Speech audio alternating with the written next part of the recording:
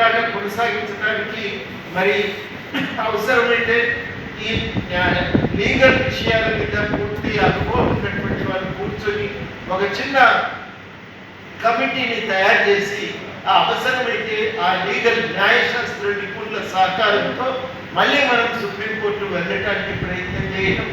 మూడవది చాలా కీలకం, రాజకీయ పార్టీలన్నింటినీ కూడా వాళ్ళ వైఖరిని స్పష్టం చేయమని కూడా మనం అడగవలసిన అవసరం ఉంది. ఆ విషయంలో కూడా ఖచ్చితంగా అన్ని పార్టీలను మాట్లాడటం కూడా అవసరం అని చెప్పి నేను భావిస్తూ ఉన్నాను. ఈ మూడింటితో పాటుగా మనం విస్తృతంగా మన డిమాండ్లను ప్రజల్లోకి తీసుకువెళ్ళడానికి మనం కూడుకోవాలి. ఈ 4 కార్యక్రమాలను దృష్టిలో చేయిస్తే ఉపయోగం.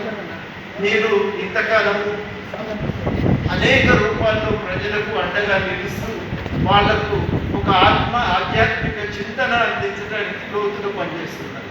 ఇప్పుడు ఆ పనితో పాటు ఈ సామాజిక విముక్తి కోసం కూడా ఒక పని అదనంగా చేయవలసిన అవసరం ఉంది.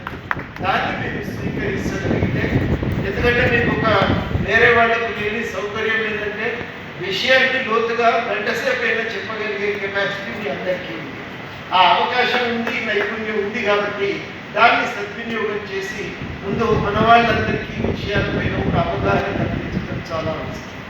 ఇందులో ఎక్కడ ఏ స్థాయిలో మా నుంచి కాగల సహాయం ఏదైనా ఉంటే తప్పకుండా ఆ సహాయం మీకు అందుతుందని కూడా ఈ సందర్భంగా హామీ ఇస్తున్నా.